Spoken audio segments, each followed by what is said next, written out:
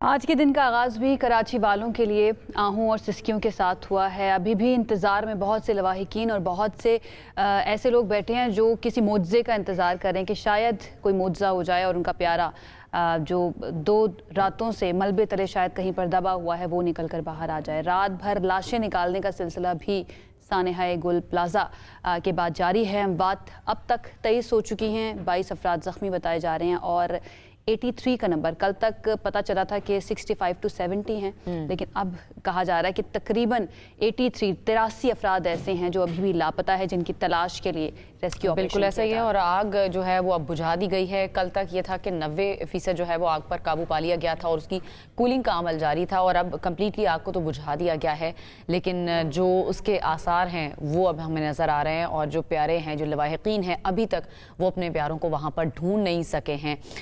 जो खौफनाक आग थी उसने कई घर उजाड़ दिए हैं। इस सारी सूरत हाल पर इस वक्त वहाँ पर लवाहिकीन मुंतज़िर हैं अपने प्यारों के, शायद किसी उम्मीद, किसी आस पे बैठे हुए हैं कि 3 से 4 दिन गुजरने के बावजूद भी कोई ना कोई शायद उनका प्यारा वहाँ से निकल आएगा, क्योंकि कुछ लोगों की लोकेशन वहीं की आ रही है। इस पर मज़ीद तफसीलात जान लेते हैं। हमारे नुमाइंदे मोनिस सराज हमें ज्वाइन कर रहे हैं कराची से। मोनिस, ताज़ा तरीन अपडेट्स अभी आपके पास क्या हैं? क्या नंबर सामने आ रहा है? क्या कोशिश की जा रही है? कितनी देर तक ये रेस्क्यू ऑपरेशन मुकम्मल करके तमाम लाशों को निकाल लिया जाएगा? क्या बताया जा रहा है हुक्काम की तरफ से? अनम, आज मुसलसल जो है वो तीसरा रोज़ है, सुबह से ही शुरू कर दिया गया था, वो ताहाल जारी है। अभी तक जो है वो रात भर जो क्रेन लगाई गई उस पर जो बलाई मंजिल थी गुलप्लादा की, वहाँ से लोगों की गाड़ियाँ और मोटरसाइकिलें जो बच गई थी उन्हें उतारने का सिलसिला जारी रहा। इसके अलावा जो मलबा हटाने का काम कल दिन भर चलता रहा और रात भर भी इसी तरह से जारी रहा, लेकिन कल शाम के बाद से अब तक जो है वो किसी किस्म की कोई डेड बॉडी रिकवर नहीं हुई है। अलबत्ता लोगों की जो इमलाक हैं उन्हें ज़रूर बचाने की कोशिश की गई है। साथ ही साथ जो मलबा हटाने का काम है वो भी इंतहाई एहतियात के साथ किया जा रहा है। ये हिकमत अमली अपनाई गई है कि चूँकि ये अब सिर्फ रेस्क्यू ऑपरेशन नहीं रहा, ये सर्च एंड रेस्क्यू ऑपरेशन में तब्दील हो गया है, तो लिहाजा एहतियात के साथ जो है वो मलबे को हटाया जा रहा है कि अगर कोई नीचे मौजूद है तो उसकी जो बॉडी है उसको नुकसान ना पहुँचे, उसको कोई नुकसान ना पहुँचे। इस बात को मद्देनज़र रखते हुए सर्च एंड रेस्क्यू ऑपरेशन किया जा रहा है। और अगर बात की जाए सर्च एंड रेस्क्यू ऑपरेशन की सूरत हाल की, तो अब तक तकरीबन कोई 35 से 40% तक जो मलबा है वो उठाया जा चुका है और डंपर्स के ज़रिए यहाँ से मुंतकिल किया गया है। जो गुलप्लाजा का बच जाने वाला हिस्सा है, गुज़िश्ता शब वहाँ रेस्क्यूअर्स जो हैं वो दाखिल हो गए थे और मस्जिद का जो साइड था वहाँ से भी हमने देखा कि कुछ रेस्क्यूअर्स दाखिल हुए थे। अगरचे ये बहुत ज़्यादा रिस्की था, लेकिन उसके बावजूद चूँकि जो लोग अंदर मौजूद हैं उनको निकालना वलीन तरजीह है, तो लिहाजा ये रिस्क लेते हुए तमाम तर टीमों ने जो है वो अंदर तक रसाई हासिल की और उसके बाद मुख्तलिफ जो हिस्से थे इस इमारत के उनको सर्च किया गया। जो वहाँ पर मौजूद हैं वो क्या बता रहे हैं? क्या कोई मुआवजा हो सकता है? कोई ऐसी उम्मीद बाकी है कि जो लोग अभी भी लापता हैं, जिनके बारे में कंफर्म है, जिनकी आखिरी लोकेशन गुलप्लाजा की आई थी, हो सकता है उनमें से कोई अभी भी हयात हो, जिंदा हो, ऐसी कोई उम्मीद है? देखिए, अब सिर्फ जो है वो मुआवजा ही हो सकता है, क्योंकि जैसे जैसे वक्त गुजरता जा रहा है इम्कानात कम से कम तर होते चले जा रहे हैं। और जो यहाँ पर माहिरीन उनका यही कहना है कि जो पहला दिन था इस वाक़े का, जब आग बुझाने के फौरी बाद लोगों की सर्चिंग का अमल शुरू किया गया था, तो उस वक्त भी लोकेटर इस्तेमाल किए गए थे, लेकिन बदकिस्मती से लोकेटर पे जो है वो किसी किस्म की कोई पॉजिटिव साइन नहीं आई। गुज़िश्ता रोज़ भी हमने देखा कि रेस्क्यू 1122 के जो लोग हैं उनकी जानिब से मुख्तलिफ लोकेटर्स इस्तेमाल किए गए, ऐसे सेंसर डिटेक्टर इस्तेमाल किए गए कि अगर कोई इंसानी जान अंदर मौजूद है मलबे के नीचे तो वो उसको डिटेक्ट करके बता देता है, लेकिन वहाँ पर भी किसी किस्म के कोई साइन जो है वो शो नहीं हुए, जो कि इस बात की निशानदेही कर रहे थे कि अब जैसे जैसे वक्त गुजरता जा रहा है मलबे के नीचे ज़िंदगी के इम्कानात कम होते जा रहे हैं। लेकिन जो लवाहिकीन हैं वो यहाँ गुलप्लाजा के जो लाशें यहाँ से निकाली गई हैं या जो निकाली जा रही हैं उनकी शनाख्त के हवाले से थोड़ा सा बता दें कि किस कंडीशन में, एक तो क्या मुकम्मल तौर पर बॉडीज़ मुकम्मल तौर पर जल चुकी हैं, या कुछ लोग बताया जा रहा था कि दम घुटने से भी उनकी जान गई है। क्या कंडीशन है उन लाशों की जो यहाँ से निकाली गई हैं और अस्पताल मुंतकिल की गई हैं? जी बिल्कुल, ये आपने बड़ा अच्छा सवाल किया और साथ में ये भी बता दूं आपको कि इसमें एक चीज़ टेक्निकली समझने की ज़रूरत है। यहाँ पर जब रेस्क्यूअर्स निकाल रहे थे बॉडियाँ गुज़िश्ता रोज़, तो उनकी जानिब से तादाद बताई जा रही थी कि इतनी बॉडीज़ निकल गई, इतनी बॉडीज़ निकल गई और गुज़िश्ता रोज़ तक 26 तक जो है डेड बॉडीज़ रिपोर्ट की गई। लेकिन जब वो तमाम तर डेड बॉडीज़ और वो पार्ट्स, इंसानी बाक़ियात जब वो पहुँचे हैं सिविल अस्पताल, तो police surgeon doctor Sumaiya Syed ने ये कहा, उन्होंने वजाहत की कि अब तक मजमूई तौर पर महज 20 डेड बॉडीज़ हैं जो कि वहाँ लाई गई हैं। इनमें 6 डेड बॉडीज़ वो हैं जो कि इब्तदाई रोज़ में जिन बात हुई थी और उन तमाम को उसी वक्त शनाख्त कर लिया गया था, जिनमें एक फायर फाइटर भी शामिल था। इसके अलावा जो 14 डेड बॉडीज़ निकली हैं वो नाकाबिल शनाख्त हैं और डीएनए की मदद से ही उनकी शनाख्त मुकम्मल होगी। गुज़िश्ता रोज़ सिर्फ एक नौजवान जिसका नाम तनवीर था, उसकी डेड बॉडी को उसके पास से मिलने वाला जो शनाख्ती कार्ड था उसकी मदद से लवाहिकीन ने शनाख्त किया। इसके अलावा 13 डेड बॉडीज़ जो हैं वो डॉक्टर सुमैया सैयद का कहना है कि अनआइडेंटिफाइड हैं और उनका डीएनए की मदद से ही जो है वो उनकी शनाख्त मुमकिन हो सकेगी। इसमें एक और टेक्निकल चीज़ ये भी है कि जो लोग हैं मोनिस, जब लोग हैं हमें भी इस तरह से बात करनी पड़ती है और इस तरह से इंफॉर्मेशन जो बहुत ही सेंसिटिव भी है और इस तरह की है जो शायद किसी के लिए ट्रॉमा का बाइस भी हो जाए, वो हमें देनी पड़ती है और बताना पड़ता है अपने नाज़रीन को जो इस वक्त टीवी के सामने या फिर अपने मोबाइल्स में इन सारी सिचुएशन को जानना चाह रहे हैं और देखना चाह रहे हैं कि कराची में क्या सिचुएशन है।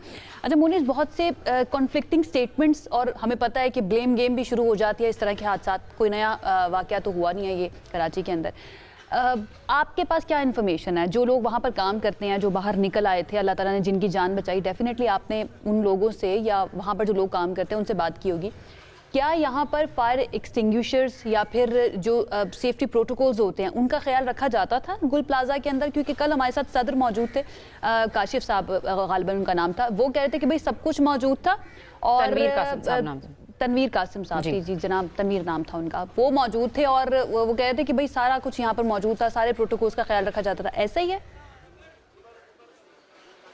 जी देखें, हमारी जो बात हुई है उन हुक्काम से कि जो यहाँ पर सर्च एंड रेस्क्यू ऑपरेशन में मसरूफ़ हैं, उनका ये बताना है कि ये गुल प्लाजा की जो ये मार्केट है ये ख़ासी पुरहुजूम मार्केट तस्वुर की जाती है और ख़ासी मकबूल तरीन शहर भर से लोग यहाँ आते थे। यहाँ छोटी छोटी 1200 के लगभग दुकानें थीं और यहाँ तक कि जो मार्केट के पैसेज से जो चलने के रास्ते थे वहाँ पर भी कुछ दुकानदारों ने आगे जो है वो अपना सामान निकाला हुआ था, तो जो गुजरने का रास्ता था वो भी ख़ासी हद तक तंग था। और जहाँ तक बात है फायर उसकी हंगामी अखराज के रास्तों की, तो इस तरह का कोई इंतज़ाम यहाँ पर मौजूद नहीं था। ये इब्तदा से ही जो है लोग रिपोर्ट कर रहे हैं। वो जो ताजिर रहनुमा है उन्होंने जो दावा किया है, किस बुनियाद पर किया है इस हवाले से हम कुछ नहीं कह सकते, लेकिन जो यहाँ पर हमारी उन हुकाम से बात हुई है कि जिन्होंने यहाँ पर आके रेस्क्यू ऑपरेशन में हिस्सा लिया है, उनका ये बताना है कि ना ही धुएँ के अखराज का कोई रास्ता था और ना ही आग लगने की सूरत में हंगामी अखराज का कोई रास्ता यहाँ मौजूद था। और जिस वक्त आग लगी उस वक्त भी मार्केट न सिर्फ ये कि खुली हुई थी, बल्कि मार्केट में ख़रीदार भी मौजूद थे, दुकानदार भी बड़ी तादाद में मौजूद थे और हफ्ते की रात को वैसे ही ये बाजार थोड़ा देर तक खुलता है और अब चूँकि रमज़ानुल मुबारक की आमद है तो लोग ईद की शॉपिंग का आगाज़ जो है वो रजब और शाबान के महीने में ही शुरू कर देते हैं, तो उसी के तहत जो है मार्केट में गहमा गहमी भी देखी जा रही थी। एक तो ये सूरत हाल और दूसरा ये कि यहाँ पर किसी किस्म का कोई एमरजेंसी एग्जिट नहीं था और दूसरा ये कि अंदर जो मटेरियल था, इस बात को भी समझने की ज़रूरत है कि वो तमाम तर मटेरियल ऐसा था कि जो बहुत जल्दी आग की शिद्दत को बढ़ाने वाला, आग को पकड़ने वाला वो मटेरियल था।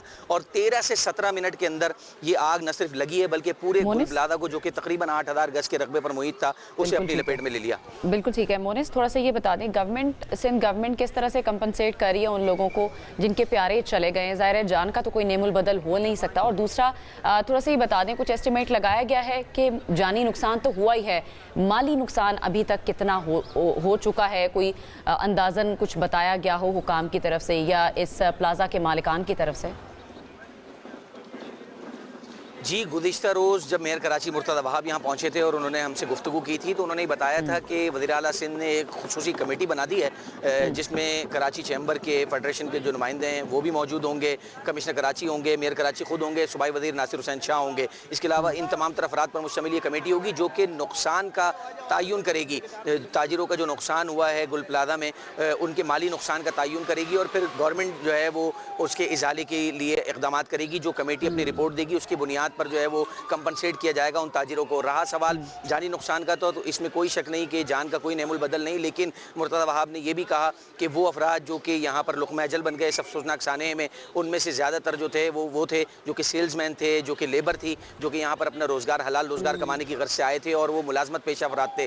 तो उनके लवाहिकीन को जो है वो सिंध गवर्नमेंट की जानिब से तकरीबन 1-1 करोड़ रुपए मुआवजे का ऐलान किया गया है। एक चीज़ मैं यहाँ पर और जिक्र कर दूँ कि कल से अब तक जो है वो मुख्तलिफ बातें रिपोर्ट हो रही हैं कि मिसिंग पर्सन की तादाद ये हो गई, तो सिर्फ जो लवाहिकीन आकर दावा कर रहे हैं कि उनका जो प्यारे मिसिंग है, सिर्फ उस पर इक्तफा नहीं किया जा रहा, बल्कि सरकारी सतह पर जो टेक्निकल एविडेंसेज हैं उनको भी जो है उनके ज़रिए भी खोज लगाने की कोशिश की जा रही है। और अब तक DC साउथ का ये मौक़िफ़ है कि 39 अफराद ऐसे हैं कि जिनके मोबाइल फ़ोन की आखिरी लोकेशन गुलप्लादा आई है, तो उससे ये बात साबित हो रही है कि उनकी वो तमाम तर अफराद यही मौजूद थे। इसके अलावा जो दीगर लापता अफराद हैं उनके हवाले से भी इसी नौइयत की जाँच की जा रही है, उनकी GPS लोकेशन मालूम की जा रही है। और इसके अलावा जो फॉरेंसिक डिपार्टमेंट है, जो CPLC की टीमें हैं, वो भी मुतहर्रिक हैं, उनके पास भी लोग वहाँ सिविल अस्पताल पहुँच रहे हैं और मुर्दा खाने में जो उनकी हेल्प डेस्क है उनके पास अपने प्यारों का नाम और पता और दीगर चीज़ें दर्ज करा रहे हैं और वो लोग जो इंतजार कर रहे हैं जो है वो लिया जा रहा है। का मोनेस, वो तो सरतापा सवाल बने हुए हैं ना कि कब उनका प्यारा जो है ना निकल कर बाहर आएगा, और अगर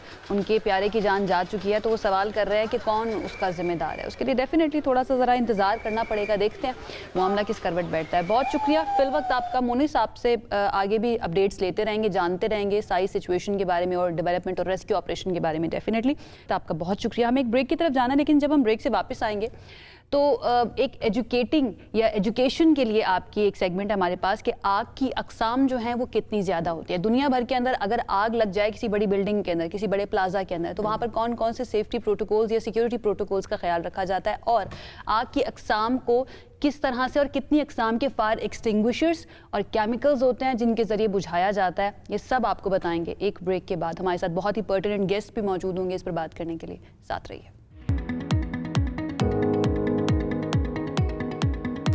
ब्रेक के बाद आपको कहेंगे खुश आमदी। जिस तरह आपको पहले हमने बताया था ब्रेक पर जाने से पहले कि ये जो हमारा सेगमेंट है ये थोड़ी सी आगाही के लिए, आपकी अवेयरनेस के लिए होगा, क्योंकि आग लगने का पाकिस्तान में एक वाकया नहीं हुआ, पाकिस्तान में बहुत सारे वाकयात हो चुके हैं और दुनिया भर में इस तरह के वाकयात रिपोर्ट होते हैं, लेकिन फौरी तौर पर रद्दअमल और हिफाजती इकदामात के बायस इन नुकसानात को इससे बचा जा सकता है, ये कम अज़ कम इनको कम किया जा सकता है।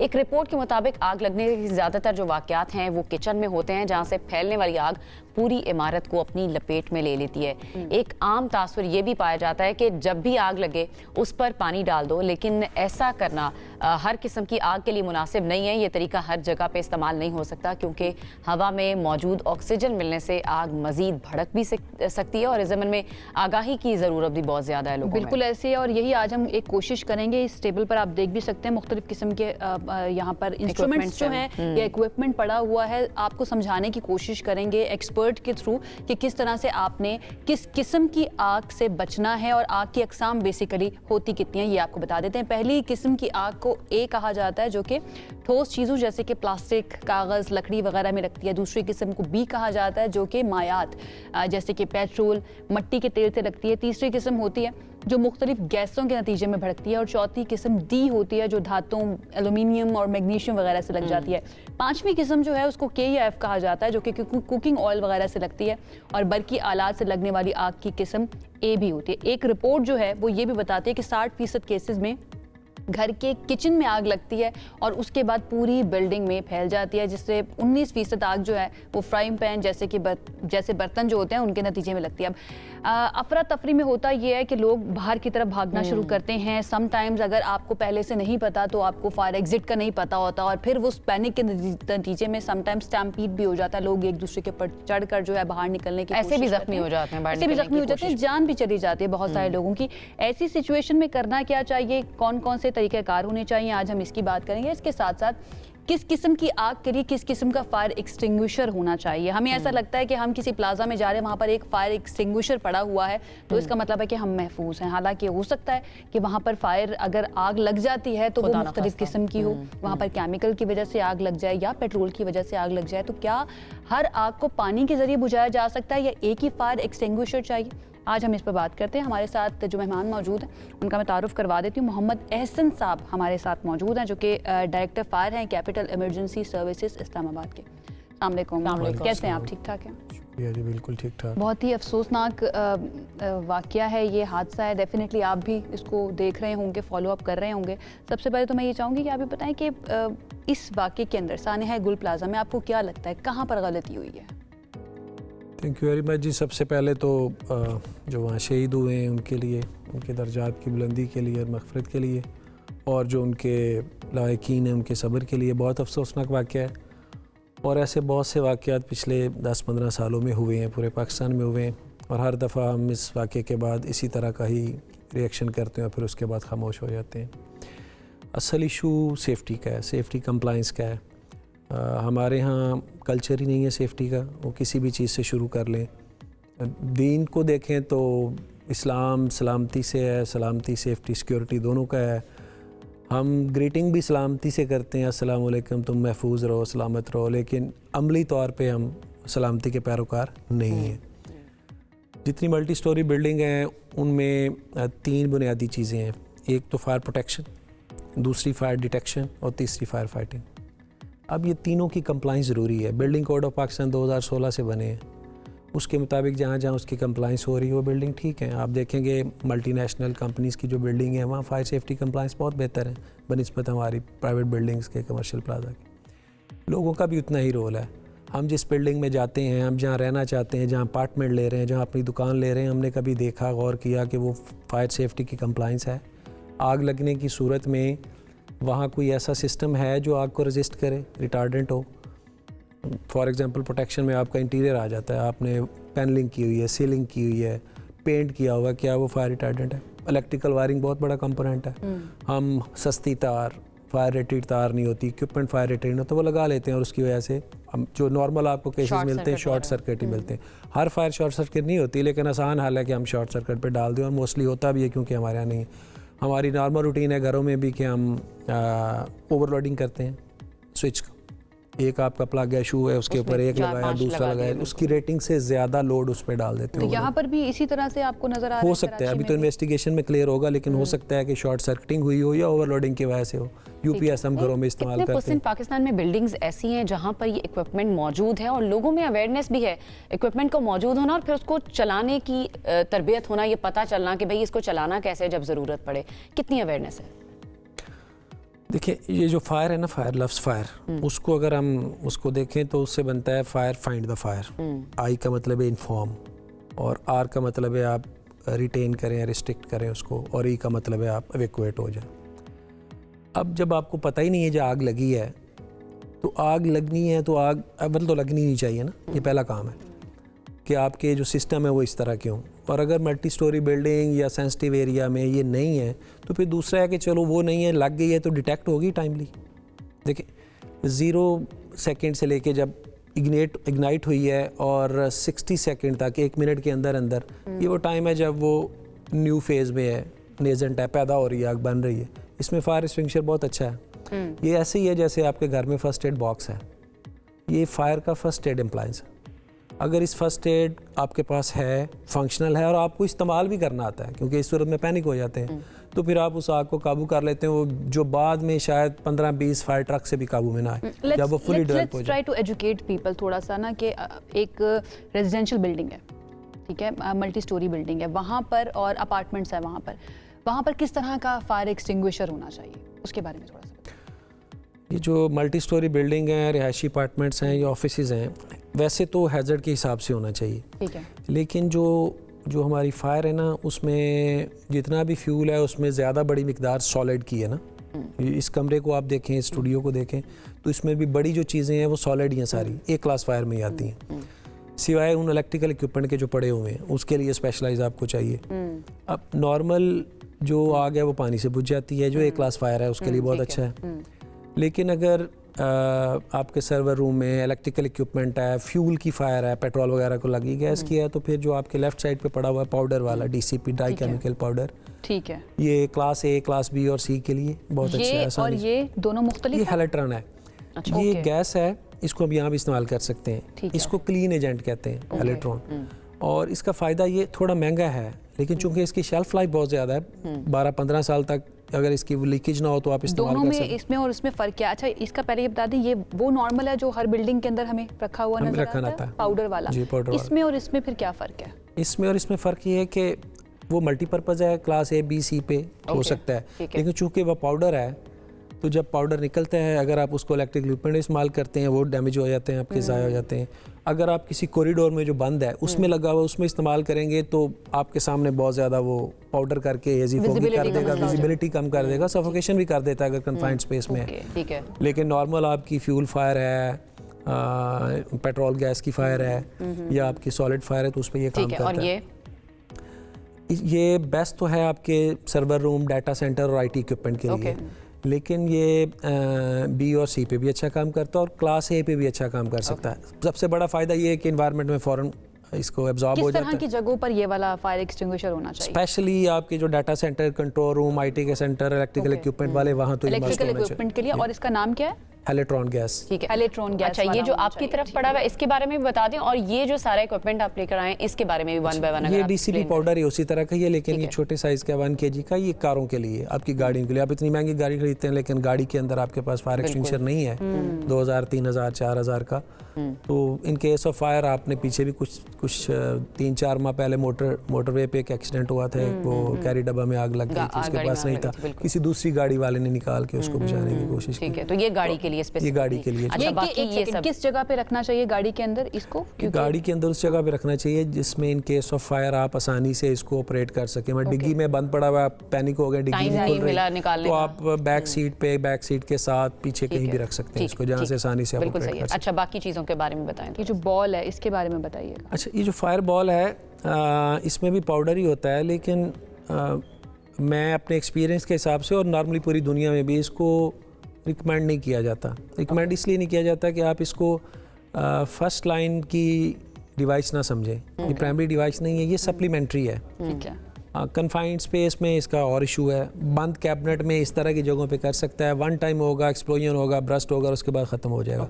ये आपको लगा हुआ है तो आपको सेंस देता है, फॉल्स सेंस देता है कि नहीं कुछ लगा हुआ है, तसल्ली देता है। एक दफ़ा इस्तेमाल हो गया फिर आप कुछ नहीं कर पाएंगे। अच्छा, घरों में कौन सा इक्विपमेंट जो है वो इंस्टॉल होना चाहिए? जो हम इतने पैसे लगा के बना लेते हैं, आपने बताया कि ये इतने महंगे इक्विपमेंट्स नहीं है, जब घर बना रहे होते हैं उस वक्त इन चीज़ों को इंस्टॉल करना होता है या बाद में ऐड करना, थोड़ा सा बता दें कौन सी चीज़ें ज़रूरी हैं? दो तरह के इशू हैं। एक तो है आपकी एग्जिस्टिंग बिल्डिंग जो बन चुकी हैं, उनमें क्या हो सकता है जी, और एक है जो नई बन रही हैं। नई जो बन रही हैं वो तो नो वे, कोई उसमें दूसरी राय नहीं है कि आप उसको, जो बिल्डिंग कोड ऑफ पाकिस्तान है 2016 का बना हुआ है, उसमें फायर सेफ्टी प्रोविजन है, उसकी अप्रूवल या कंप्लाइंस के बगैर बनाएं। जब इनिशियली डिज़ाइन बने, नक्शा बने, तो फायर सेफ्टी का प्लान अप्रूव हो फायर डिपार्टमेंट से, और फिर जब उसकी कंप्लीशन हो तो उसकी टेस्टिंग कमीशनिंग हो। अब लोगों ने सामान तो लगाया हुआ है लेकिन उसी तरह शॉपिंग में बंद है, शॉपर बैग उसके ऊपर चढ़े हुए, सामान पूरा लगा हुआ कोई नहीं है है, उसका। किसी ने उसको टेस्ट ही नहीं किया लगाने के बाद कि जिसके पर्पस के लिए लगाया था। ऐसे सब हमेशा जब भी कोई फायर एक्सटिंग्विशर मेरे सामने आता है तो वैसे ही आपके गुजरते हुए जहन में आता है ना कि खुदा ना खास्ता कभी इस्तेमाल करने की ज़रूरत पड़ गई, हमारे सामने हुआ और ज़रूरत पड़ गई, तो इसको यूज़ कैसे करना है यही नहीं पता। तो आपके पास ये छोटा वाला रखा हुआ है, इसको ज़रा बता दीजिए कौन से पिन को हटा करके फौरी तौर पर। मैं ये इस्तेमाल करता हूँ, यहाँ हो भी सकता है जी, ये क्योंकि गैस उसी वक्त निकल जाएगी। ये इलेक्ट्रॉन गैस का है, अगर आप इसको और देखें, दोनों को यूज़ करने का तरीका एक ही है ना? सबका एक ही है। ठीक है, ठीक है। अगर ये इस पे फोकस ज़्यादा हो जाए ये तो इसका हैंडल है, इसके ऊपर ये एक पिन लगी होती है जो लॉक करती है इसको। सही है, इसके आगे सील होती है। सही ठीक है, है। सील का मतलब ये है कि इसको किसी ने इस्तेमाल नहीं किया, ये बंद है, ठीक है। पिन नहीं निकली हुई। जब भी आपने इस्तेमाल करना है तो पास का मेथड है, PASS। पी है पुल द पिन, पहला काम। आपने पिन को जब खींचना है तो यहाँ से सील इसकी टूट जाएगी। अब ये हैंडल इसका फ्री हो गया। ओके, ये कैरिंग हैंडल है, ये स्क्वीज करता है, प्रेस करता है जो इसको निकालता है। ओके। इसके अंदर प्रेशर के साथ गैस भरी हुई है, प्रोपेलेंट गैस भी है जो उसको बाहर निकालती है, और जो इसका बेसिकली मेन कंपोनेंट है जिसने आग बुझानी वो भी है, वो इलेक्ट्रॉन है, वो हाइड्रेटेड क्लोरोफ्लोरोकार्बन है, इन्वायरमेंटल फ्रेंडली इसलिए इसको लाया गया। ठीक है। आगे इसका ये है, इसका नोजल है उस पाइप के साथ।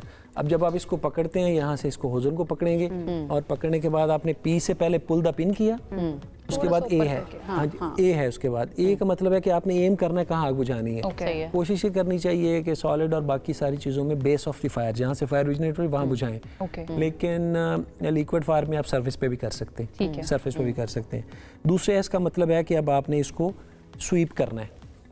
स्क्वीज करना है इस हैंडल को। जब आप हैंडल को स्क्वीज करेंगे तो इसमें से प्रेशर के साथ गैस बाहर आएगी। ठीक है। और चौथे एस का मतलब है, चौथा पास का वर्ड है, उसका मतलब है कि आपने इसको स्वीप करना साइड बाई साइड ताकि पूरी आग के ऊपर फैल जाए। ये अभी हम चलाते हैं, हमने पिन को पुल करके यहाँ रख लिया, इसको पकड़ा, ओके, ये क्लीन एजेंट है, देखिए आपके सामने गैस सारी निकल गई बाहर, और ये नुकसान नहीं पहुंचाता उस एरिया में, और इसके रेजिड्यू नहीं रहते, स्पेशली अगर आपका बिल्कुल सही है। और आपकी ये जो आप इलेक्ट्रिकल है, डाटा रूम्स हैं, ये उनको कंप्यूटर्स भी नुकसान नहीं पहुंचाएगा, बिल्कुल नहीं पहुंचाएगा, क्योंकि क्लीन एजेंट इसीलिए इसको कहते हैं। अच्छा, वो लोग जो फौरन अगर आग लग जाती है उसको पानी से बुझाते हैं, जिस तरह हमने अपने इब्तिदाइये में भी बोला कि हर आग को पानी से बुझाया नहीं जा सकता, इसको भी थोड़ा सा एक्सप्लेन कर दें, कौन सी आग है जिस पर पानी नहीं डालना चाहिए और वो खतरनाक हो सकता है। जो क्लास ए फायर है ना, उसके लिए तो पानी सबसे अच्छा है, कूलिंग भी करता है, फ्यूम को भी डिस्पर्स कर देता है और तोड़ देता है। लेकिन ये जो लिक्विड की फायर है, जैसे पेट्रोल वगैरह पे लगी है,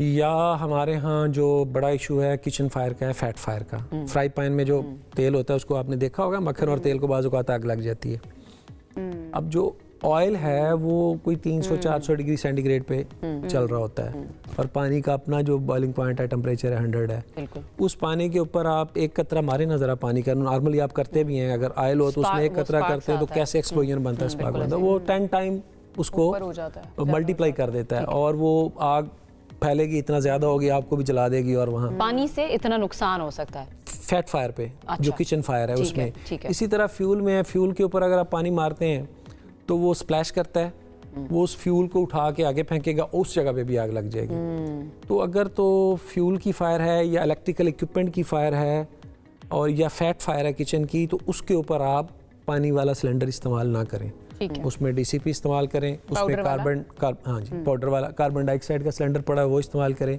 या ये हेलोट्रैन का इस्तेमाल करें, जो क्लीन एजेंट है। इंडोर के लिए सबसे अच्छा यही है। देखिए हमने इस्तेमाल किया, हमें ना कोई इसकी स्मेल आई है, ना एरिया पे कोई रेजिड्यू बचा है, ना उस चीज पे खराब, इंसानों के लिए हैजर्डस भी नहीं है, एनवायरमेंटल फ्रेंडली है, इसे क्लीन एजेंट कहते हैं, फौरन उससे निकल जाता है। ओके, अब मैं चाहूंगी कि इसके बारे में भी हम बात करें, लेकिन उससे पहले थोड़ा सा ज़रा ये बताइए कि बहुत सारी अमवात जो है ना, अनफॉर्चुनेटली धुआं भरने की वजह से भी हो जाती हैं। आग का जो केस है ना, अगर कहीं पर आग लग जाती है खुदा न खास्ता, और बहुत सारे लोग ट्रैप हैं उसके अंदर, निकलने का बहुत मसला हो रहा है, उनके लिए सबसे पहले आप क्या रेकमेंड करेंगे, किस तरह से अपने आप को धुएं से वो बचा सकते हैं? एंड देन उनको नहीं पता फायर एग्जिट कहाँ पर है, वो कैसे अपने आप को बचाते हुए उस जगह पर लेकर जाएं जहाँ से वो बाहर निकल सकें, और कुछ देर के लिए अगर रुकना भी पड़े तो बहुत ज़्यादा उनको नुकसान ना हो उस धुएं की वजह से? जी, जैसे पहले बात की है कि 3 सिस्टम है, एक फायर प्रोटेक्शन का है, दूसरा फायर डिटेक्शन का है। अर्ली अगर डिटेक्शन नहीं ना हुई तो फिर डेथ्स होंगी, जब लोगों को पता ही नहीं चला, लोग एवैक्यूएट नहीं कर पाएंगे। अर्ली डिटेक्शन का ये मतलब है कि आपकी उस बिल्डिंग में, आपके घर में, आपके प्लाजे में, आपके ऑफिस में डिटेक्शन का, फायर अलार्म का सिस्टम नस्ब हो। ये जो पैनल सामने ब्लैक पड़ा हुआ है, ये फायर अलार्म का पैनल है। जबकि ये अटैच होता है, इंटीग्रेट होता है ये छोटी छोटी चीज़ों के साथ जो अलार्म जनरेट करती हैं, आपको बताती हैं।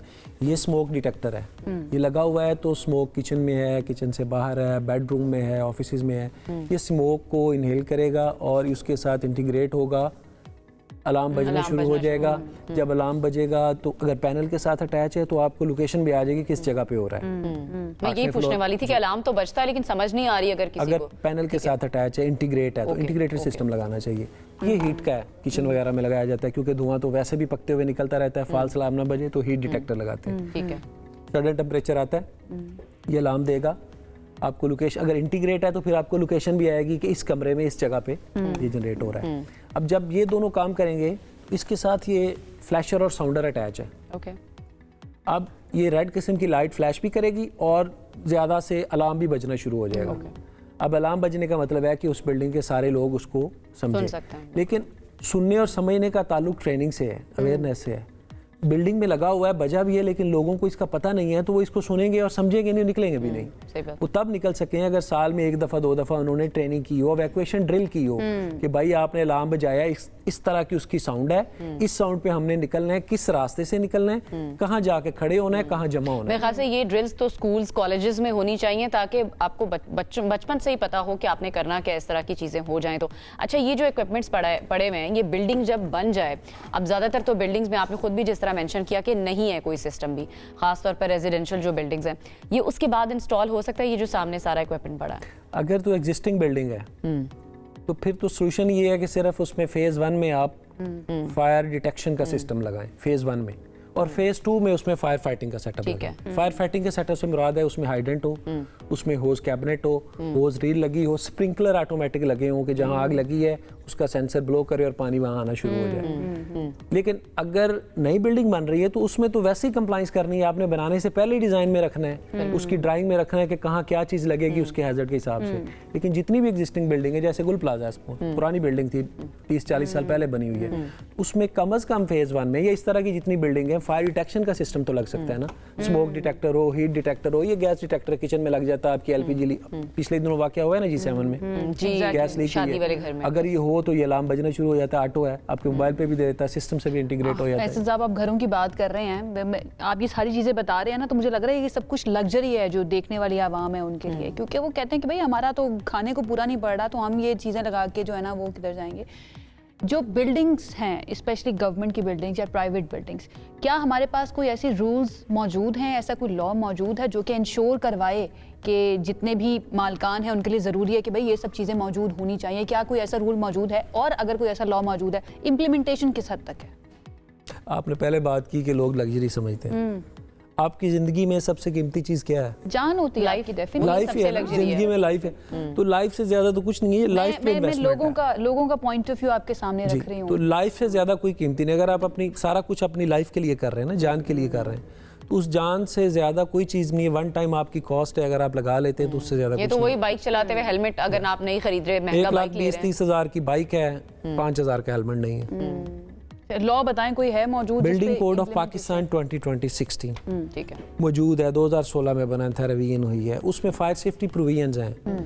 मुख्तलिफ इदारों ने उसके मुताबिक अपनी रेगुलेशंस भी बनाई हैं। पंजाब में बिल्डिंग कम्युनिटी सेफ्टी एक्ट बना है, उसकी रेगुलेशन बनी है, उसके तहत बिल्डिंग की कैटेगराइजेशन हो रही है। सेफ बिल्डिंग कौन सी, अनसेफ कौन सी है, कैटेगरी की कौन सी और डेंजरस कौन सी है।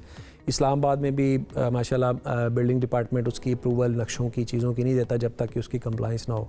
लेकिन इस पे इंश्योर करना ज़रूरी है कि जो नई बिल्डिंग्स बन रही हैं वो उस वक्त तक मैन ना हो, ऑक्यूपाइड ना हो, जब तक कि उनकी कंप्लीशन टेस्टिंग हो ना जाए कि जो डिज़ाइन में चीज़ें थीं वो लग गई हैं, और जो लगी हैं वो फंक्शनल भी हैं कि नहीं है। लगा तो दी हैं लेकिन फंक्शनल नहीं है ना। आपने एक उधर लगा दी, एक उधर लगा दी, लगा दी, टेस्ट किया तो वो उसके मुताबिक ही नहीं थी जो आपकी रिक्वायरमेंट थी, जो स्टैंडर्ड थे। तो स्टैंडर्ड तो मौजूद है, कंप्लाइंस करवानी है। होता है, कंप्लाइंस होती है, कंप्लाइंस हो रही है, बहुत सारी जगहों पे हो रही है। मैं पंजाब रेस्क्यू से आया हूँ, वहाँ मैंने देखी है चीज़ें काफ़ी बेहतर हुई हैं। इस्लामाबाद को मैं देख रहा हूँ, बहुत सारी चीज़ें बेहतर हुई हैं। जैसे अभी रिस्पांस का कंपोनेंट आता है, अगर फायर को आपने कॉल ही नहीं बर वक्त की तो वो कैसे पहुंचेंगे? मैं यही आपसे सवाल करने लगी थी। लोग अक्सर ये शिकवा करते हैं, ये कराची वाली आग का भी, कि फायर आग बुझाने के लिए बहुत देर से पहुंचे, 1.5 घंटे के बाद पहली गाड़ी पहुंची है। नॉर्मली हम ये जुमले सुनते हैं जब भी कहीं आग लग जाती है कि शायद डिले हुआ है आने में, और जब आती हैं गाड़ियां तो फिर उनके पास इक्विपमेंट नहीं होता, फिर वापस चली जाती है पानी लेने के लिए। राइट नाउ पाकिस्तान में क्या सिचुएशन है? क्या हमारे पास इक्विपमेंट इतना मौजूद है? जिस तरह की हमारी बिल्डिंग्स बनी हुई हैं, जिस तरह की चीज़ें बनी हुई, उसको अगर आग लग जाए उसको बुझाने के लिए? देखिए, जो रिस्पांस है ना, उसमें एक कंपोनेंट था इंटीग्रेशन का। अगर आपके पास इंटीग्रेटेड इमरजेंसी सर्विस नहीं है, इंटीग्रेट से मुराद ये है कि फायर रेस्क्यू एम्बुलेंस एक ही जगह कट, जैसे अभी इस्लामाबाद में CDA ने एक्शन लिया है, फायर अलहदा थी, एम्बुलेंस सिस्टम अलहदा था, इकट्ठा करके कैपिटल इमरजेंसी सर्विस बना दी, इंटीग्रेट कर दिया मॉडल को। पंजाब में भी इंटीग्रेटेड मॉडल है, KP में भी है, GB में, सिंध में अनफॉर्चुनेटली अभी नहीं है। फायर अलहदा है, रेस्क्यू अलहदा है, और मेडिकल एम्बुलेंस अलहदा है। इंटीग्रेट होगा तो एक ही जगह से रिसोर्सेज एक ही वक्त में मोबिलाइज होंगे नीड के मुताबिक। इंटीग्रेटेड नहीं होगा तो एम्बुलेंस हो सकता है पहले चली जाए और फिर वो जाके बताया कि फायर लगी, भाई आए आप, वो तो नहीं फायर फाइटिंग कर सकते। दूसरा सिस्टम मौजूद है, लेकिन रिस्पांस देखें, जैसे हमने पहली बात की, 5 से 8 मिनट में तो आग फुली डेवलप हो जाती है, फ्लैश शुगर हो जाता है, सारी चीज़ें जल रही होती हैं। उस फुली डेवलप फायर को फायर फाइटर कंटेन कर सकते हैं, उस वक्त आगे फैलने से रोक सकते हैं। बुझना तो जब तक मटीरियल में जलना है तब ही है ना। अब आप अपनी जिम्मेदारी भी तो देखें कि बिल्डिंग के ऑनर, बिल्डिंग का जो ऑक्यूपायर हैं, बिल्डिंग में फायर सेफ्टी के क्या अरेंजमेंट्स हैं, बिल्डिंग के बाहर के फायर हाइडेंट है। आप गाड़ी भर के एक दफ़ा आ गई, उसने तो 5 मिनट, 6 मिनट, 10 मिनट में खाली हो जाना है। अगर वहाँ हाइडेंट मौजूद नहीं है तो फिर इसका मतलब गाड़ी दोबारा किसी रेजरवायर पे पानी लेने जाएगी। जब पानी लेने जाएगी तो आग को तो टाइम मिल गया ना दोबारा। तो अगर आपके बिल्डिंग में बाहर फायर सेफ्टी अरेंजमेंट्स नहीं है, आपने हाइडेंट नहीं लगाए हुए, वो जो लाल रंग के लगे होते हैं, आप उससे फौरन कनेक्ट, पूरी दुनिया में बाहर होता है छोटी छोटी फायर की गाड़ियाँ इस्तेमाल होती हैं, आप आके कनेक्ट करते हैं और फायर फाइटिंग शुरू कर देते हैं। आपकी बिल्डिंग में सिस्टम क्या है, उसकी कंप्लाइंस हो रही है या नहीं। दूसरा, जो एक्सेस रूट हैं, एरियाज हैं, वो भी क्लियर है कि नहीं। अगर इंक्रोचमेंट है तो आपकी फायर की गाड़ी कैसे पहुंचेगी वहाँ? ये बहुत सारी पंजाब ने एक्शन लिया इंक्रोचमेंट पे, अभी सीडीएम में हो रहा है, उस पे भी एतराज़ात शुरू हो जाते हैं ना, लेकिन वो इंक्रोचमेंट खाली हुई तो आपको एक्सेस रूट मिले ना। बिल्कुल ठीक है, वक्त हमारे पास हो गया खत्म। एहसन साहब, मैं चाहूंगी कि जो देखने वाले हैं वो उनको आप बता दीजिए कि क्या नंबर है, अगर खुदा न खास्ता कहीं पर आग लग जाए तो कहाँ पर कॉल कर सकते हैं, अगर आसानी हो जाएगी। एक तो 1122 जो है वो यूनिवर्सल है, पूरे पाकिस्तान में इमरजेंसी सर्विस में हो गया हुआ है, पीटीए ने अप्रूव किया हुआ है।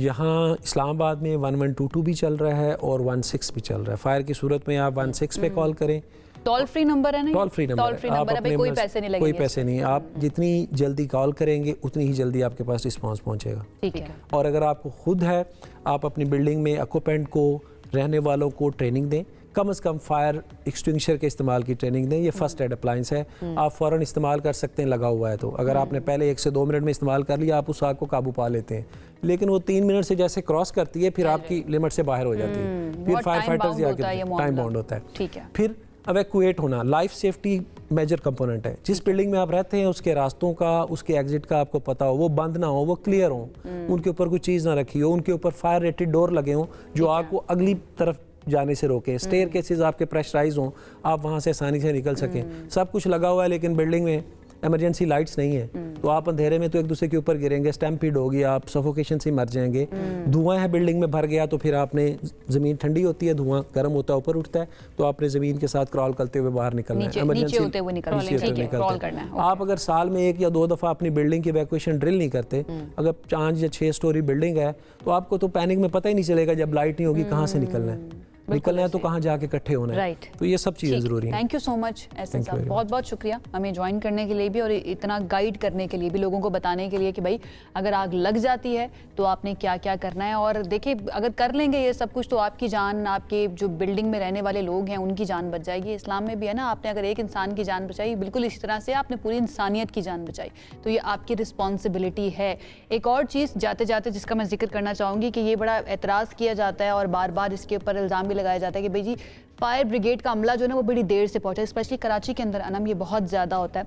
कराची की ट्रैफिक का मसला, दूसरा ये कि वो वहाँ पर पुलिस मौजूद होती है, वो उनको रास्ते जो है ना वो साफ करवाने पड़ते हैं, उनकी ट्रैफिक की वजह से वो बहुत देर से पहुँच रहे होते हैं। लोगों को भी साथ देना चाहिए, लोगों को साथ देना चाहिए। हमारा मसला ये है कि हम एम्बुलेंस को रास्ता नहीं दे रहे होते, जब में गफीर इकट्ठा हो जाता है, फायर ब्रिगेड का अमला जो है या फायर ब्रिगेड की गाड़ियाँ गुजरनी हो तो उधर हम रिस्पॉन्सिबिलिटी का मुजाहरा नहीं कर रहे होते। यू नेवर नो, आपके चंद सेकंड्स की वजह से किसी की जान भी बच सकती है, तो जिम्मेदारी का मुजाहरा करना बहुत ज़्यादा ज़रूरी है।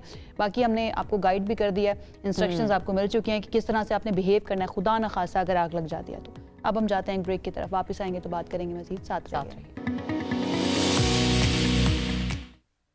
ब्रेक के बाद आपको खुशामदीद कहेंगे। बात करते हैं गज़ा में अमन के मामले की। पाकिस्तान को गज़ा में अमन के आलमी इक़दामात में शामिल करने का एजाज़ हासिल हुआ है क्योंकि अमरीकी सदर ट्रंप ने वज़ीर आज़म को गज़ा के लिए कायम पीस बोर्ड ट्रीटी में शिरकत की दावत दी है, जो कि डेवोस स्विट्ज़रलैंड में होने जा रहा है। दफ्तर ख़ारजा के तर्जुमान ये बता रहे हैं कि पाकिस्तान इस बोर्ड में शमूलियत के ज़रिए फ़लस्तीन में अमन, इंसानी इमदाद, बुनियादी सहूलियात की बहाली और तवील मुद्दती सियासी हल के लिए फ़ाल किरदार अदा करेगा। बिल्कुल ऐसे ये जो दावत है ये पाकिस्तान की बैनुल अक़वामी साख, सिफाती वज़न और फिर आलमी एतमाद की अलामत भी ज़ाहिर किया जा रहा है और फ़लस्तीनी अवाम खुसूसन गज़ा के शहरियों पर मसालिम कम करने और इमदादी कार्रवाइयों में शफाफियत और मुनसिफाना फ़ैसलों को यकीनी बनाने में मददगार भी साबित होगी। अभी किस हद तक मददगार साबित हो सकती है, इस पर आज हमने बात करनी है। हमारे साथ इस वक्त मौजूद हैं साबिक सफ़ीर हैं जौहर सलीम साहब ने हमें ज्वाइन किया है।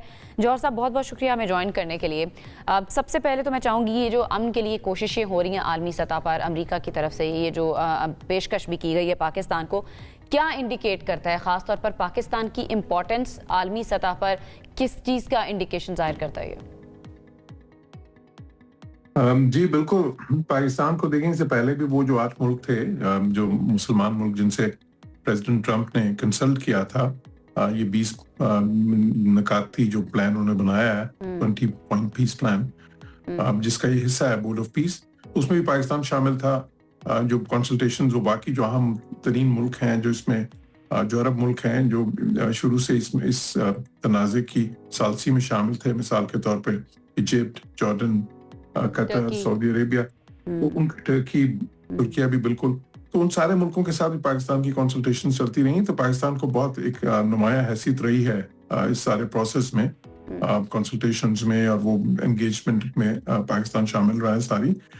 अब ये जो बोर्ड ऑफ पीस है, देखें, इट्स अ क्यूरियस कंस्ट्रक्शन। ये जो है ज़ाहिर है ये उन 20 निकातों का हिस्सा है जो प्रेसिडेंट ट्रंप ने, और उन्होंने यूनाइटेड नेशन सिक्योरिटी काउंसिल से इसको मंजूर भी करवाया हुआ है। तो वो जो रेजोल्यूशन 2803 जो है जी। उसके तहत यूएनएससी के, और जो कि उसको चैप्टर 7 जो है उसका मैंडेट हासिल है, जिसके तहत आप यूज ऑफ फोर्स भी कर सकते हैं और इस तरह की बॉडीज बनाई जा सकती हैं।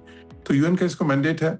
अब ये ट्रंप ने, प्रेसिडेंट ट्रंप जो है ना, उन्होंने काफी सारे मुल्कों को इसकी दावत दी है, तकरीबन 60 के करीब, और उसमें वो इस तरह कर रहे हैं कि कुछ मुल्कों को तो जो 3 साल के लिए होंगे, ज्यादातर मुल्क बल्कि कुछ जो है जो $1 बिलियन देंगे एज कंट्रीब्यूशन, तो उनको फिर वो परमानेंट मेंबर बनाएंगे।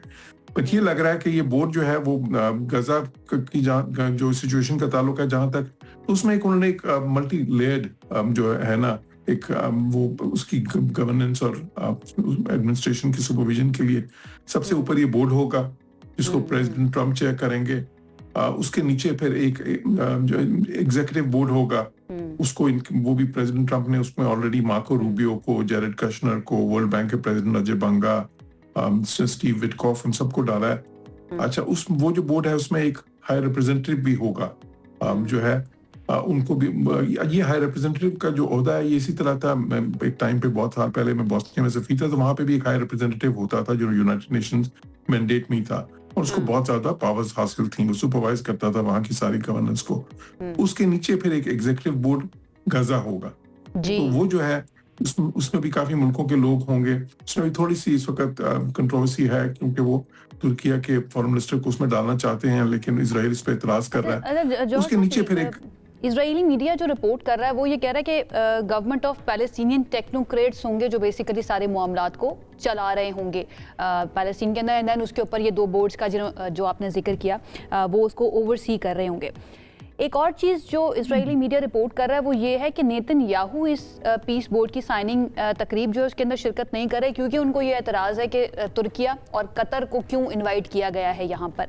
हाँ, जो प्रेसिडेंट हैं वो यहाँ पर शिरकत कर रहे हैं इसराइल के।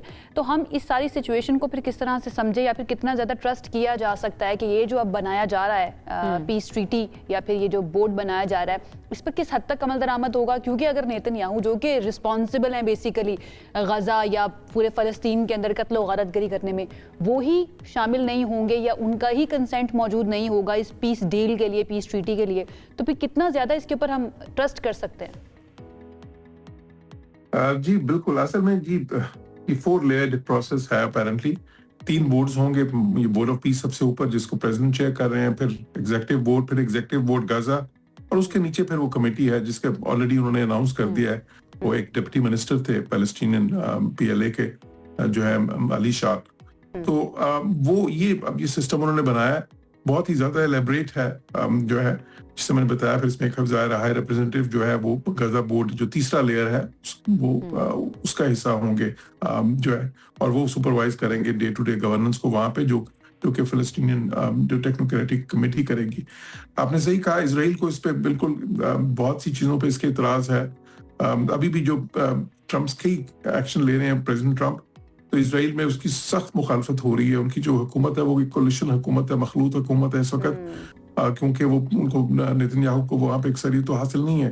तो उसके जो कुछ कॉन्स्टिट्यूएंट्स हैं जो कि बहुत ही अल्ट्रा राइट पार्टीज हैं, वो तो ये सारे प्रोसेस पे ही इतराज कर रहे हैं। लेकिन मेरा ये अंदाजा है कि प्रेसिडेंट ट्रम्प जो है वो इस प्रोसेस को मजीद आगे लेके जाने में कामयाब होंगे। देखिए, ऑलरेडी 3 मुल्कों ने तो इस बोर्ड ऑफ पीस में जो है शमूलियत एक्सेप्ट भी कर लिया है। उसमें अर्जेंटीना है, उसमें हंगरी है, और उसमें मोरक्को है, और बहुत सारे मुल्क जो दूसरे हैं वो कह रहे हैं कि वो कंसिडर कर रहे हैं, और उसमें भी काफी सारे इसमें शमूलियत कर लेंगे। तो जो देखिए मसाइल तो होंगे आगे, अभी मसला तो उस पर भी आना है, क्योंकि जो इंटरनेशनल स्टेबलाइजेशन फोर्स बन रही है एक, वो बहुत अहम कंपोनेंट होगा। उसमें कौन से मुल्क आएंगे? कुछ मुल्कों ने आमादगी जाहिर कर दी है, जिस तरह इंडोनेशिया है, अजरबैजान है, बहुत से मुल्क उस पर भी अभी गौर कर रहे हैं, उसकी भी पाकिस्तान को दावत दी गई है। तो अब वो फिर ये तय करना कि वो जो फोर्स है वो आके क्या करेगी, क्या वो हमास से पाकिस्तान जो का है जो डिसार्म नैरेटिव कराएगी है, हमास स्पेशली को? पैलेस्टीन और टू स्टेट्स का जो नैरेटिव था हमेशा से, जो हम पढ़ते भी आए हैं, देखते भी आए हैं, इस पीस ट्रीटी के अंदर इसका हिस्सा बनने से या इसके ऊपर साइन करने से उसके ऊपर तो कोई आंच नहीं आएगी? वो तो थोड़ा सा मैनिपुलेशन की तरफ नहीं जाएगा? देखिए, एक तो खैर पाकिस्तान ने इसमें कुछ साइन नहीं करना। अगर पाकिस्तान इस बोर्ड में आता भी है तो आप सिर्फ शमूलियत करते हैं बोर्ड में जो है, और जाहिर है कि उस बोर्ड से विड्रॉ भी कर सकते हैं। पाकिस्तान ने जो अभी तक बयान दिया था वो ये था कि जी बेशक वो बोर्ड में हो या वो इंगेज रहना चाहते हैं इस प्रोसेस के साथ, और वो बोर्ड के अंदर भी आप रह के हो सकते हैं, बोर्ड से बाहर रह के भी आप एंगेज रह सकते हैं। पाकिस्तान का जो मौकफ है इस पे वो बहुत असूली मौकफ है और बहुत लॉन्ग स्टैंडिंग मौकफ है। वो ये है कि जी पैलेस्टीनियन जो है टू स्टेट्स सोल्यूशन होना चाहिए under the United nation security council resolutions, और जाहिर है जो ओस्लो अकॉर्ड और बाकी जो प्रोसेस आ रहा था उसके तहत। देखिए 150 से ज्यादा मुल्क उसको ऑलरेडी रिकग्नाइज कर चुके हैं पैलेस्टीनियन स्टेट को। अब ये जो प्रेसिडेंट ट्रम्प का 20 नुकाती प्लान है उसमें एक नुक्ता है इस बारे में सिर्फ, और वो ये कहता है कि जी अगर ये कंडीशंस मीट हों, और उसमें बहुत सारी कंडीशंस हैं, वहां पर हमास डिसार्म हो, डिमिलिटराइजेशन हो, डीरेडिकलाइजेशन हो, और उसके बाद वो कंडीशंस कहते सारी पूरी हों, तो फिर एक रोड मैप उस तरफ भी दिया जाएगा। लेकिन वो मतलब थोड़ा सा मुबहम है। सवाल भी बहुत ज्यादा जौहर साहब उठाए जा रहे हैं, लेकिन बहुत शुक्रिया हमें ज्वाइन करने के लिए। सबसे आगे में यहाँ पर वक्त हुआ एक ब्रेक का, हम अभी वापस आ रहे हैं। Stay with us.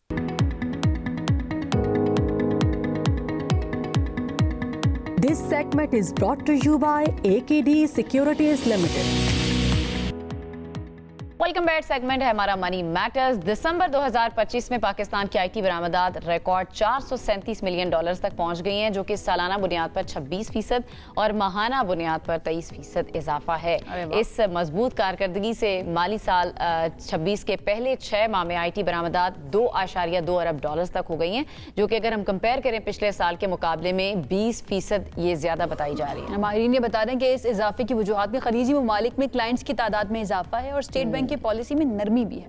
बरामदी रकूम का ज्यादा हिस्सा रखने की इजाजत और रुपए का निस्बतन इस्तेहकाम भी शामिल है, और हुकूमत ने माली साल 2026 के लिए $5 अरब, जबकि 2029 तक $10 अरब आईटी बरामदात का हदफ भी रखा हुआ है। इसी पर बात करते हैं। हमारे साथ मौजूद हैं मोहम्मद अली साहब, जो कि एक्सपर्ट हैं इन्वेस्टमेंट के, AKD सिक्योरिटीज़ लिमिटेड के। उनकी तरफ चलते हैं और उनसे इस बारे में बात करते हैं कि ये कितना ज़्यादा बेहतर है और हौसला अफजा है हमारी बरामदात की इंडस्ट्री के लिए एंड देन ओवरऑल हमारी इकोनॉमी के लिए। Ali, thank you so much हमें ज्वाइन करने के लिए। सबसे पहले तो उम्मीद रख लेनी चाहिए हमें इस खबर के बाद कि हमारी जो इकोनॉमी है, पाकिस्तान की इकोनॉमी है, हमारी एक्सपोर्ट्स बढ़ रही हैं, ये पाकिस्तान के लिए अच्छा होगा। जी अस्सलाम वालेकुम, thank you for having me. अच्छा, IT exports back to back सालाना तौर पे बढ़ रही हैं और पहले हाफ में $2.2 बिलियन हो चुकी हैं, और ये रिकॉर्ड नंबर रहा है दिसंबर में। हाईएस्ट मंथली एक्सपोर्ट करा है $437 मिलियन का, तो पिछले साल से तकरीबन 26% ऊपर है ये। एक तो आईटी एक्सपोर्ट्स हमारे गवर्नमेंट के सेंट्रल प्लान का हिस्सा है कि इसको ही बढ़ाना है हमें। पहले टेक्सटाइल हमारा फोर फ्रंट होता था, अब आईटी और काफ़ी चीज़ें हैं, तो आईटी और टेलीकॉम और इन चीज़ों में हमारा गवर्नमेंट का उड़ान पाकिस्तान एक 2030 तक का टारगेट है गवर्नमेंट का, $30 बिलियन तक के आईटी एक्सपोर्ट्स ले जाना। और लेकिन इस साल का प्लान 2026 का $5 बिलियन का प्लान है।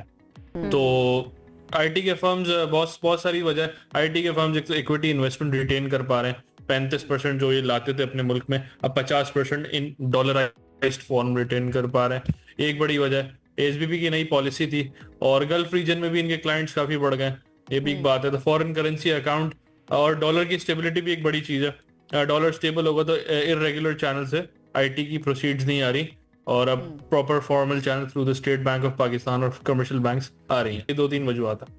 ठीक है। अच्छा, ये भी बताइएगा अली कि इसके अंदर आपको रीज़न क्या लगती है, ये जो हमारी आईटी एक्सपोर्ट्स बढ़ रही हैं, क्या गवर्नमेंट पॉलिसीज़ की वजह से बढ़ रही हैं, या फिर हमारी जो यूथ है या फिर आईटी सेक्टर में काम करने वाले लोग जो हैं वो ज़्यादा स्किल्ड होते जा रहे हैं और ज़्यादा अवेयर होते जा रहे हैं पूरी दुनिया से और पूरी दुनिया की टेक्नोलॉजी से? इसमें रीज़न आपको क्या नज़र आ रही है?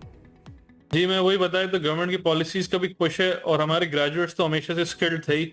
पाकिस्तान में कोई कमी नहीं है कंप्यूटर साइंस बेस्ड ग्रेजुएट्स की, तो वो मोबिलाइज हो रहे हैं, वो चैनलाइज हो रहे हैं, और फ्रीलांसर्स भी इसमें हैं, पर कंपनीज भी हैं, 2-3 काफ़ी सारी लिस्टेड कंपनीज हैं PSX पे। बल्कि पाकिस्तान की सबसे बड़ी कंपनी जो PSX पे लिस्टेड है IT की, वो भी है, तो उसकी भी परफॉर्मेंस स्टेलर रही है। और बाहर की ये भी कंपनीज हैं ऐसी। तो IT फोर फ्रंट रहा है हमारी गवर्नमेंट का पिछले कुछ सालों से, और इनका प्लान है कि जैसे 2.2 बिलियन। ठीक है। अच्छा अली, स्टेट बैंक की पॉलिसीज के बारे में मैं जानना चाहूंगी कि IT एक्सपोर्टर्स के एतमाद में इन पॉलिसीज ने भी इजाफा किया है?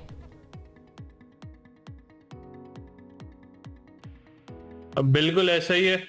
जैसे पहले करेंसी इरेगुलर स्टेबल अनस्टेबल थी, तो IT exporters indirect channels, IT जो प्रोसीड जाती थी इनडायरेक्ट चैनल से काफी गुजरती थी। तो स्टेट बैंक ने उनको अलाउ किया, आप डॉलराइज फॉर्म में जरूरी नहीं है PKR में कन्वर्ट करें, डॉलराइज फॉर्म में ही रखें। 50% ऑफ योर सेल्स या एक्सपोर्ट प्रोसीड या रेवेन्यू तो बाहर से आप लाते हैं, तो इनको और इसको डॉलर में रखने का फायदा है। अगर उन्हीं IT कंपनीज को बाहर इन्वेस्टमेंट करनी हो, बाहर बहुत सारे सॉफ्टवेयर के होते हैं, लाइसेंसेस होते हैं बाहर, इनको रजिस्ट्रेशन चीज़ें होती हैं, अपनी एडवर्टीजमेंट्स होती हैं, जो भी इन्वेस्टमेंट बाहर करनी है वो उसी डॉलर को वापस बाहर भी ले जा सकते हैं। कैपिटल कंट्रोल नहीं रहा IT पे, IT के उस पे। उसके अलावा प्रमोट भी हमारे अथॉरिटीज़ करती हैं, और IT के प्रोग्राम्स भी हैं स्टूडेंट्स के लिए, हर चीज़। तो ये IT के एक्सपोर्ट्स को बढ़ावा दे रही है। लेकिन ये भी मेंशन करना जरूरी है कि अभी पाकिस्तान काफ़ी IT के एक्सपोर्ट्स में काफी पीछे रीजनल और ग्लोबल एवरेजेस से भी। तो इसमें काफी ग्रोथ का चांस है, और इसीलिए जी अली, मैं चैलेंजेस की तरफ ही आने लगी थी कि पाकिस्तान के अंदर अभी IT सेक्टर के अंदर बहुत सारे फ्रीलांसर्स या इस फील्ड में काम करने वाले लोग ये भी शिकवा करते हैं कि भाई मोड ऑफ पेमेंट हमारे पास पेपैल जैसे दुनिया भर में बड़ा मशहूर है कि उसके ज़रिए एक मुल्क से दूसरे मुल्क में ट्रांसफ़र किया जा सकते हैं पैसे, उस तरह के चैनल्स हमारे पास मौजूद नहीं हैं। आपको क्या लगता है कि इसके ऊपर कितनी जल्दी काम होना चाहिए, और अगर आपके पास इन्फॉर्मेशन है कि इसके ऊपर काम हो रहा है तो वो भी हमारे साथ और देखने वालों के साथ शेयर कीजिएगा। देखिए, मोड ऑफ पेमेंट तो फॉर्मल बैंकिंग चैनल से तो बहुत आसानी से IT एक्सपोर्टर्स की हो जाती है। जो आप बात कर रहे हैं वो फ्रीलांसर्स की है, और फ्रीलांसर्स के लिए भी कोई रुकावट इतनी बड़ी नहीं है। जो इनफॉर्मल है बिल्कुल शायद उनके लिए हो, लेकिन पेपाल कैपिटल कंट्रोल की रेगुलेशन के साथ अग्रीमेंट नहीं हो पा रही हमारी मिनिस्ट्री और कैपिटल कंट्रोल की वजह से। लेकिन एक मसला पहले था कि रिपैट्रिएशन, IT की कंपनीज अपने बाहर की सब्सिडरीज या प्रॉफिट रिपैट्रिएशन नहीं कर पा रही थी, तो वो तो मैंने आपको बताया स्टेट बैंक ने अलाउ कर दिया इक्विटी इन्वेस्टमेंट अब्रॉड करना। और ये पेपाल और ये दूसरी चीजें, इनमें भी काम होना चाहिए और ये भी बढ़ावत लाएंगे। लेकिन ऐसा कोई रुकावट नहीं लग रही, जैसे ग्रोथ के नंबर आ रहे हैं IT के, और हमारे पास टैलेंट भी है, कॉस्ट भी हमारी कंपेटिटिव है। Pakistan is relatively cheaper labour market IT के लिहाज से भी। ऐसे इक़दामात हो सकते हैं अली, क्या पॉलिसीज में ऐसी तब्दीली हम ला सकते हैं कि इन एक्सपोर्ट्स को हम मजीद बढ़ा सके? जिस तरह आपने खुद भी जिक्र किया कि पाकिस्तान अभी उस लेवल पे नहीं, अभी बहुत पीछे हैं हम, किस तरह हम इसको मजीद ग्रो कर सकते हैं? क्या आसानियां हो सकती हैं? अच्छा, पहले तो पाकिस्तान का ब्रांड IT में बढ़ाना चाहिए, जैसे हमारे बराबर के मुल्कों का है। ये एक बड़ी बात है। और ऑब्वियसली काफी सारी स्टेबिलिटी जो पॉलिसी की पिछले कुछ सालों में आई है, इसको कंटिन्यू ही रखेंगे तो होगा। और जिस स्टेप पे हम हैं उसी पे रहें, और कोई रेगुलेटरी नॉइज या पॉलिसी की वॉलेटिलिटी ना हो। और पेमेंट का आपने मेंशन किया, पेमेंट और मार्केट एक्सेस आसान हो जाए, और जो फ्रिक्शन है ओवरसीज क्लाइंट्स को अंदर लाने का, और वो तो स्टेट बैंक हल ही कर रहा है। तो 2-3 चीजें हैं, इसको कर ले। और ऑब्वियसली अगर सब्सिडाइज ट्रेनिंग प्रोग्राम्स हो यूनिवर्सिटीज की तरफ से, हुकूमत हमारी करे, तो स्टूडेंट्स भी वहां से इनकरेज होंगे, और ये सब होगा।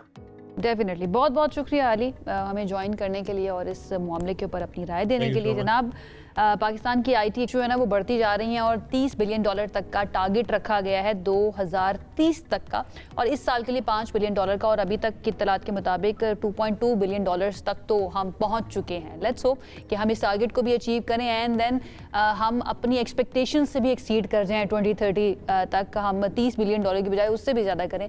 लेट्स होप, और इसके ऊपर काम भी करना ज़रूरी है। वक्त हो चुका है ख़त्म, इस उम्मीद के साथ कि आपका दिन बहुत अच्छा गुजरे, और आप हमें दुआओं में याद रखें। हमें इजाज़त दीजिए। अल्लाह हाफ़िज़।